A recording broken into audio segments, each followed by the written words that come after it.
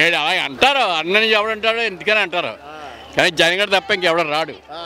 ఏంటి పవన్ గారు అక్కడికి ఓటాకి వెళ్ళాడు కదా, ఆ ఓటర్లో గోదావరి జిల్లాలో అందరూ అంటే పవన్ కళ్యాణ్కి వెళ్ళి ఉన్నారంట. గోదావరిలో పవన్ కళ్యాణ్ ఏం చెప్తా వింటారంటగా. వింటారంటారా? అంటారు, అలాగే అంటారండి. ఎవరు మానేస్తా అంటారు.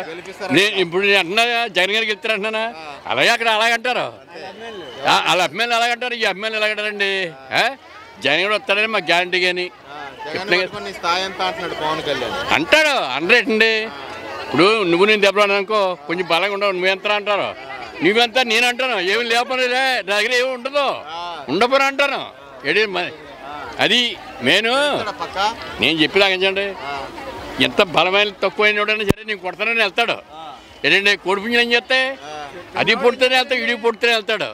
అలా అంటది, అది అలా అంటారండి. మామూలు అది అన్యాయంగా అరెస్ట్ చేయడం కాదండి, లేకుండా ఎవడ అరెస్ట్ చేయడు కదా, లేకుండా ఎవడ అరెస్ట్ చేయడు. కష్టపెట్టుకోవడం ఏంటండి, ఆధారం లేకుండా ఉండడు కదా, ఉంటుంది దానికి. లేకపోతే ఎవడో ఒప్పుకోడు కదా, అలాగే లేకుండా చేస్తే ఒప్పుకోరు కదా. ఏదో అలాగే జరుగుతుంది కదా. ఇప్పుడు ఏమీ లేదు అనుకోండి, మరి ఎందుకు ఇచ్చారు అన్నాలో, ఏమీ లేదు, ఏదో ఇన్నాళ్ళు ఎందుకున్నాడని.